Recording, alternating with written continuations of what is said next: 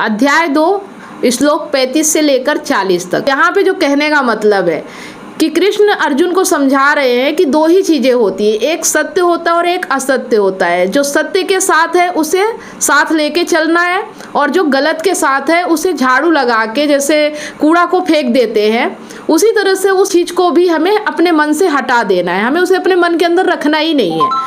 हमें अपने मन के अंदर वो रखना है जो सत्य के साथ है, जो सत्य की ओर हमें ले जाता है।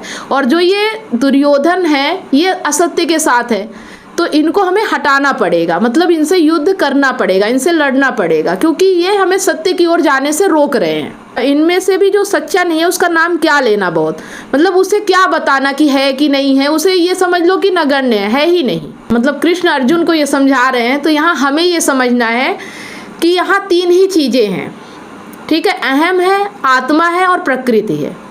अहम हो गए अर्जुन, आत्मा हो गए कृष्ण, और प्रकृति तो है ही। तो ये 3 की ही बात गीता में की जा रही है। अगर इन 3 के अलावा आपको और कुछ भी दिखना बंद हो जाए, मतलब एक तरफ आप हैं, एक तरफ कृष्ण है और एक तरफ प्रकृति है, अगर ये 3 के अलावा आपको बिल्कुल और चीज़ें दिखना बंद हो जाए तो समझ जाइए कि गीता आपको समझ में आ रही है। मतलब यहाँ जो समझने वाली बात है तो वो ये है कि जैसे हम ये नहीं कह सकते कि गीता हमें समझ में आ गई तो प्रकृति से हमारा कोई नाता नहीं है, क्योंकि प्रकृति से नाता तो हमारा रहेगा ही रहेगा। क्यों रहेगा? क्योंकि प्रकृति में ही हमारा जन्म होता है, प्रकृति में ही हमारी मृत्यु होती है, और प्रकृति से ही ये शरीर चलता है। ये शरीर जो है वो भी प्रकृति का ही हिस्सा है। तो प्रकृति से हम नाता तो नहीं तोड़ सकते, तो प्रकृति से नाता तो रखना पड़ेगा, ऐसा अर्जुन को समझा रहे हैं। और ये चीज़ें हमें भी समझना है। 2 ही तरह का रिश्ता रखना है हमें प्रकृति से। एक रिश्ता ये कि जो हमें सत्य की ओर ले जा रहा है, कृष्ण की ओर ले जा रहा है, उसकी पूजा करनी है। और दूसरा रिश्ता वो है कि अगर वो हमें उस ओर जाने से रोक रहा है या हमें गलत राह ले जा रहा है तो उसे हमें अपनी ज़िंदगी से हटाना है। यही प्रकृति से हमारा रिश्ता होना चाहिए। मतलब जो कौरव पक्ष है वो किस ओर खड़ा है, मतलब वो गलत की ओर खड़ा है, असत्य की ओर खड़ा है, तो इसको तो तोड़ना ही पड़ेगा, इससे तो लड़ना ही पड़ेगा। मतलब कहने का उनका यहाँ पे ये है कि अब जब तुम युद्ध भूमि पे आ गए हो और अगर तुम मेरे साथ हो तो जो मेरे विपरीत खड़ा है, जो मेरे विरुद्ध में खड़ा है, तुम्हें या तो उसे तोड़ना है या उसका वध करना है या उसे हटा देना है, लेकिन लड़ना तो पड़ेगा। क्योंकि हमने ना लड़ने की बहुत कोशिश की लेकिन ऐसा हुआ नहीं। संयोगवश अब जब हम यहाँ आ गए हैं तो अब हमें युद्ध तो करना ही पड़ेगा, क्योंकि मेरी ओर आने की शर्त ही यही है कि तुम्हें उन सबको हटाना पड़ेगा जो मेरे विरुद्ध खड़े हैं।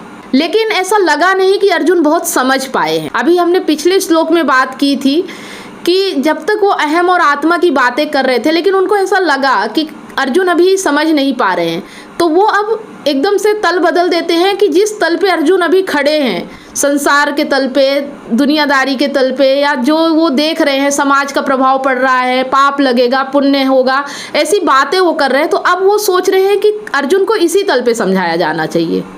तो डायरेक्ट वो क्या समझा रहे हैं कि तुम क्षत्रिय हो और युद्ध करना तुम्हारा धर्म है, इसलिए तुम्हें युद्ध करना है। अगर नहीं करोगे तो ये जो तुम्हारे विपरीत दुश्मन खड़े हुए हैं ये तुम्हारी निंदा करेंगे, बुराई करेंगे कि तुम कायर हो। अब वो इस तरह पे समझा रहे हैं कि तुम्हें इसलिए युद्ध करना है। शायद वो समझ रहे हैं कि इस तरह से अर्जुन समझ जाएं।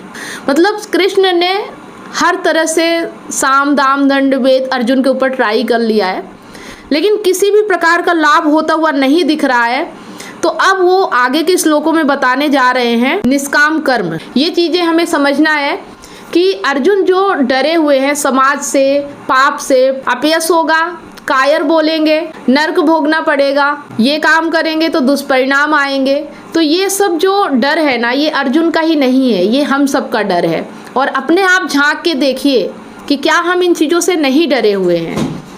और अगर ये डर है तो अब आगे के श्लोक में जो कृष्ण अर्जुन से कहने जा रहे हैं वो हम सब के लिए उपयोगी है और बहुत ही ज़्यादा उपयोगी है, क्योंकि हम अपयश से डरना छोड़ देंगे, नरक भोगना पड़ेगा ये डर हमारे अंदर से ख़त्म हो जाएगा, लोग हमारी बुराई करेंगे, निंदा करेंगे, ये भी डर हमारे अंदर से निकल जाएगा। और जो काम हम कर रहे हैं अगर वो गलत हुआ तो उसका दुष्परिणाम भी हमें भुगतने पड़ेंगे। मतलब कर्म का जो फल मिलता है ना, अक्सर लोग उस चीज़ से डरे हुए रहते हैं। तो इन सब कर्म फलों से आप मुक्त हो जाओगे, उन कर्म फलों से आप बच जाओगे। मतलब कर्म तो करोगे लेकिन आपको फल नहीं भुगतने पड़ेंगे। तो जानेंगे क्या है निष्काम कर्म अगले श्लोक में। तो आज के लिए बस इतना ही। गीता इस तरह से आपको कितनी समझ में आ रही है और आपके जीवन में किस तरह से उपयोगी है, क्या आप इस चीज़ को समझ पा रहे हैं, कमेंट बॉक्स में ज़रूर बताएं। अगर वीडियो वाकई अच्छा लग रहा हो तो इसे लाइक ज़रूर करें और ज़्यादा से ज़्यादा लोगों तक इसे शेयर करें। धन्यवाद।